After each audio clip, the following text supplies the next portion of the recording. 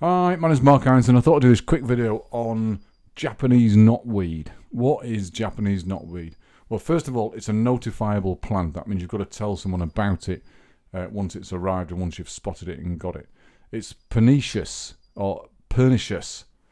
And pernicious means it's extremely hard to eradicate. You've got to have a plan to eradicate. It's invasive, so it can ruin a garden as it spreads across boundaries into neighbours' gardens and backwards and forwards, and it can create legal battles. So be very careful if you spot Japanese knotweed.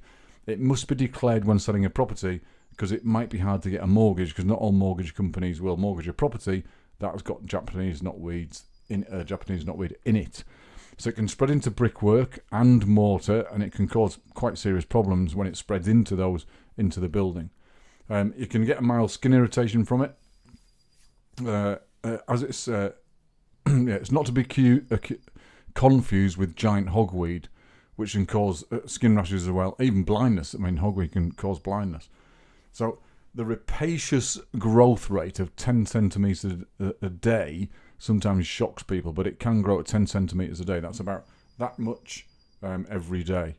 So it gravitates towards the weak areas in buildings, so through cracks and through bad mortar, cracks in masonry. It can grow through concrete and does require professional treatment using a proper treatment program.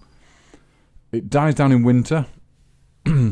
So it's more, you can see it more in summer than you can in winter. In the spring, the shoots have a reddish, red purplish colour, similar to asparagus. So you'll know to spot it. And the dark green leaves are rolled up in spring, and then they unroll in the summer. And it's got a heart shape or a shovel shaped leaf. It's actually quite an attractive plant. It's not a horrible looking plant. And in the autumn, then the leaves go to a dense yellow colour, and can grow up to 3 meters in length, and it's got brown hollow stems. So if you get Japanese knotweed or you spot it, I'll put a link to a picture in the comments below so you can actually see what it looks like.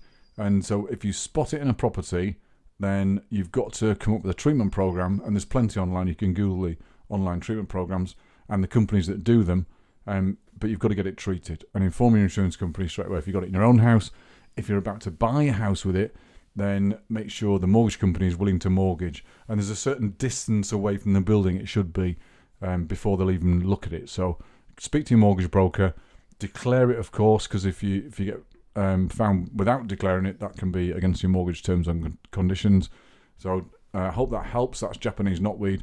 Not as scary as some might presume, because you can get rid of it. Of course, it takes a treatment program. You can get rid of it, but that's a good reason to negotiate the price on a property if you're thinking of going into a deal that you found Japanese knotweed in.